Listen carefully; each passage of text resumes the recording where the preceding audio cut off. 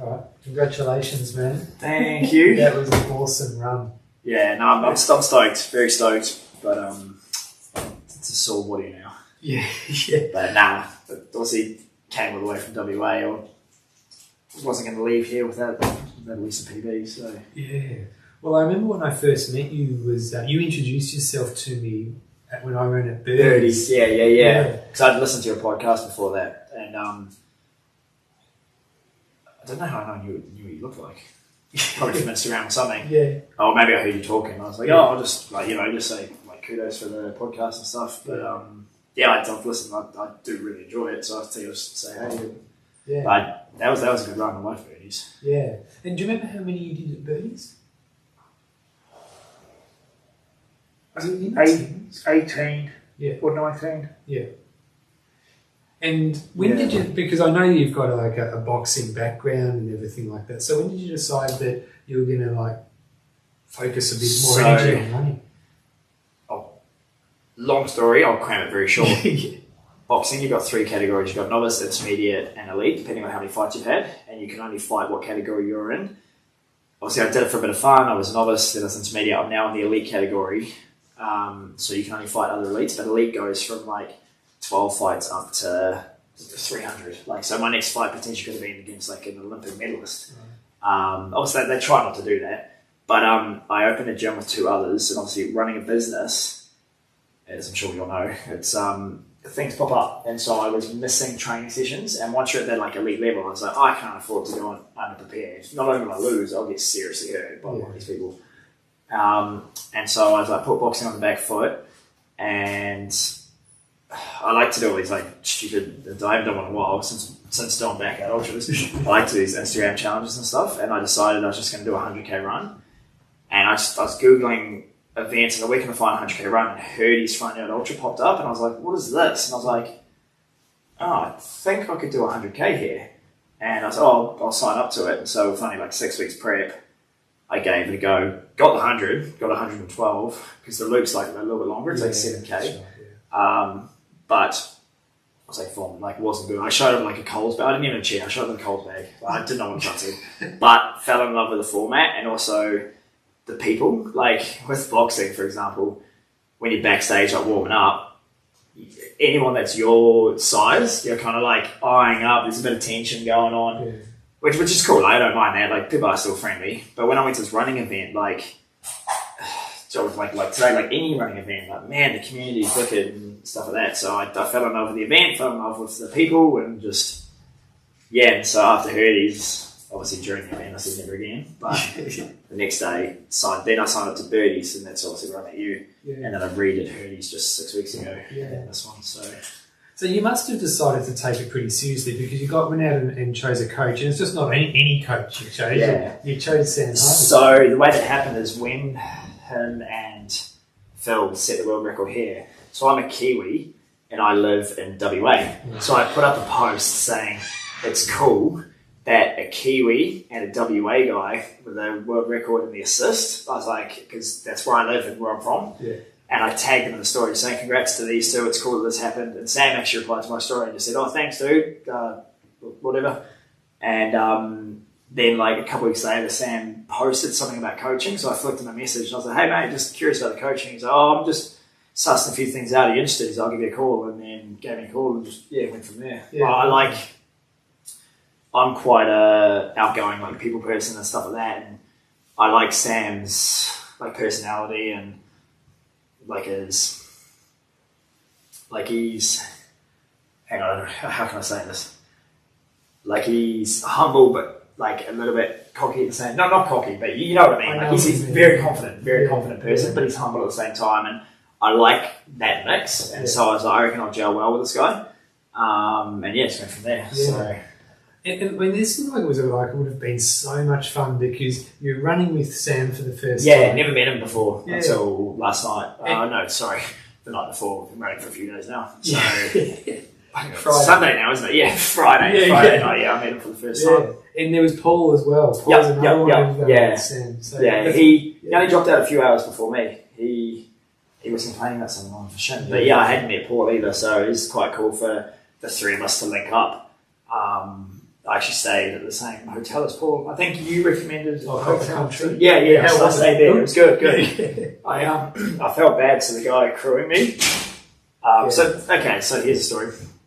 When I got the ticket to Dead Cow, I put a story up on my Instagram saying, also I got a ticket to Dead Cow, blah blah blah, and It's raining. Sorry to interrupt. It's raining, Oh, so sorry. I've put all your stuff where we were. That spare tent behind Sam's tent. yeah, all It's right, all. It's all in there. Thank you. Apart from the chair, which is folded up against the side of the tent. sweet. I'll come to that. Thank you. Nice. So You Paul and Sam. I was going somewhere with Copper it. Country. Oh no! So the guy that crewed me. So I tagged Dead Cow and Sam in a story saying, "Oh, looks like I'm going to Dead Cow." Sam shared on his Instagram. A guy messaged me and said, "Hey, this is going to be real random, but I follow Sam. I want to be involved. I want to come down to Dead Cow, so I get a ticket, but I'd love the event, blah blah blah." He's like, "Do you need a crew?" Never met this guy in my life, and I was like, "Man, that'd be awesome." And he's showing up today. He had everything from the gazebo tables. He had a refrigerator with a battery pack. He brought camping gear, stove, knives and forks, even brought food and stuff, and he did an insane job. So thanks, Steve. An insane job of crewing. Nailed everything. Had it there ready to go. Met me at the line and stuff like that. So so that was through Sam's Instagram, and then so it's also the link up with him and stuff like that. Yeah. Not sure who Paul had crewing. Oh, and he went with there was a crew of them just over there. Yeah, that's right. Yeah. But that's also going back to the community. This dude, we didn't know each other at all, and now I've got so much respect for him. I'm going to have to buy his family a dinner about I've got to do something. You don't just. And he drove up from. I feel like I should know this. I've just spent a few days with him. Not Goldie, but he was south of Brizzy, I think. He's driven to Brizzy and then driven up to here with all the stuff, and given up his fly in, fly out. So he gave up his time off to come and do it as well. So I owe him a lot. Yeah, I had a good chat with you. He's a Awesome really dude. nice guy. Yeah. Now, so going into the race, what did you have a goal? And I know you weren't saying it in you wanted to beat my PB, Someone's top now we're on par. So. Yeah. But someone came and told me, said, "I hear Darren really wants to beat your PB." I didn't actually. I knew. I knew. I think we'd spoken randomly earlier in the day or something about your PB, and then you mentioned it when you were doing the live stream. You're like, "Yeah, this lap will equal my PB." And I'm like, "Sweet, I've got to get 2 more then." That didn't happen. So, So I came. Obviously, I wanted a PB. I was a little bit disappointed with my 21 laps at Hurdy 6 weeks ago, but not trying to make excuses. But it did get up to 35, 36 degrees for a long time, and it fried me because the reason why I think it was the heat is I woke up the next day and my legs were sore, but oh my god, I probably also could have gone for a run the next day. Yeah. Whereas this ain't happening now. Yeah. I'm not going to be walking tomorrow. So I obviously wanted to beat that, but I was driving interstate. I don't want to. Flying interstate. That will motivate me, and also So I flew in Thursday morning. I met up with my old boxing coach because he lives over here now. Did all that I needed to do on Thursday and Friday morning, and then I'm literally got no plans from now until I fly out Wednesday night. I'm going to return my hire car, which is out there, to the airport at 4 p.m. My flight's at 6:30 or something. So the reason why I did that is so I couldn't make an excuse if I quit now I can go see my mates in Brizzy or whatever. Pardon me. So that way I potentially, it's obviously dreaming, could have got 96 hours, but did throw a number out there. I did say I'd love to get to 48, but that's me just aiming for the stars. And what's that saying? Aim for the stars and you fall short, you still make the sky. I can't remember the saying, but yeah. But that was my that was the goal. Realistically, I didn't expect to jump from 21 to 48. Yeah. But I was throwing it out there, manifesting it. Yeah. But so what I get 34. Yeah. No, I'm stoked with that. Yeah, mate. 34 is really is awesome. I would have been disappointed in less than 24 hours if I came all this way. Like, I didn't want to jump at the miler. But the conditions were... Oh, it's funny, I landed in Brizzy, and like when I met up with my mates, they were like, man, we're so sorry about the weather, you've come over, and it's like, I was like, no, this is perfect. They were like, oh, okay. And then like, yesterday, my day's all over. So Saturday's weather, because we started Saturday morning, that was like the best. A little sprinkle of rain here and there, it was cloud cover. Obviously, it's a tiny bit humid, but it's better than direct sunlight in my opinion. Couldn't have asked for better weather. The sun came out a bit today, and that did get hot, which maybe was... accelerated my downfall, maybe, I don't know. But yeah, I couldn't have asked for better conditions and stuff like that. So, and I've been looking at the weather in advance. So when I seen like the highs and the lows, I was like, everything for me to set a big goal has fallen in place. Like my coach is here. I've got like a guy crewing who doesn't need to go anywhere. The temperature's good. I've got no plans. I've travelled interstate, and obviously guys who can run for God knows how long. Anything that I needed to set like a good PB, so I was like, I'm not going to get a chance like this again. Obviously, I know like you get runners who can do 45, 50, like all over like the boys and hoodies and stuff like that. But I used that as fuel. I was like, this is just the stars have aligned. Make the most of it. And I feel like I did. Like 100%. And the way you finished the race as well, like the way you finish is how you want to finish in the back. Ultra. Like you went out and. But just tell me about how... So I came in...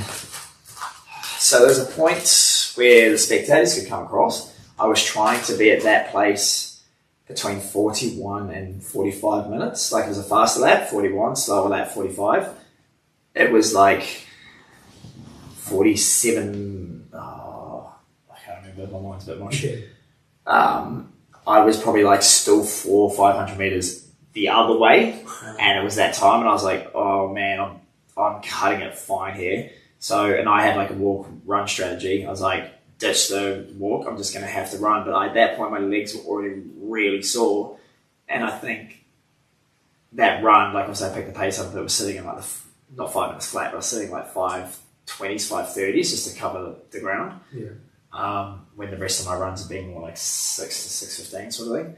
And already on tired legs, that was the beginning of the end. And I pulled in with like 2 minutes to spare, sat and my tent was down a bit, but Sam's family were like, nah, bring him up here because he's not going to have time because my guy had seen me over there.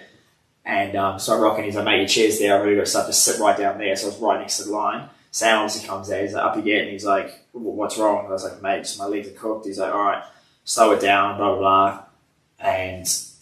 But I went out and... I tried to run. My running was like 8-minute pace, but I couldn't even maintain that for like a minute. And then my walk was like 15 minutes. And I gave it all the way to the gully, and I think it was like almost 30 minutes just to the gully. I was like, I think I'm only like 1.5K, 2K in. And I was like, do I walk back? And I was like, you know what? I'm just going to walk the loop, because I had my headlight that on, and just take it in one last time. And but it took me that long that it went pitch black. And obviously some of that came and found me. It was taking me a long time. I remember looking at my watch, it took me like 10 minutes to walk up 300 metres. Awesome. Well, look, it was an awesome run, and I'm really excited to see what you do next. So are you planning on doing any more this year? Or I was potentially thinking about birdies again, to be honest. Like, I really enjoyed that course. Now it's hang on. Obviously a recovery week with a bit more training. Oh man, could I potentially hit 40? And I think 40, and obviously I think there was some guy that was going that wanted to hit a big total. But like who won it when we were there? Wasn't it only like 40? Margie won it with 47. No, 46. Yeah. So like part of me, again, this is me probably being a bit ambitious. But I was like, man, if I went from 21 to, I know it slows down. I know I'm not going to jump from 34 to 50 or something. But I was like, with like another couple months worth of training, I was like, could I be like potentially in the running if it's like because I don't know who the good runners that are going are. I haven't seen any big names been thrown around. Yeah, well, it's a silver ticket race. So that's you was. Expect a few. That's was, yeah.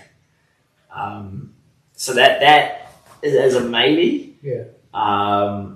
there is like a couple other, like not backyard ultras, but there's like a 65k ultra point to point in June and a few things I was looking at. And I really want to do Tattooera over in New Zealand. Oh, yeah. But that's not until February next year. Yeah. So, there's a few races on the Radar. That's the most important. It's the horizon, but anyway.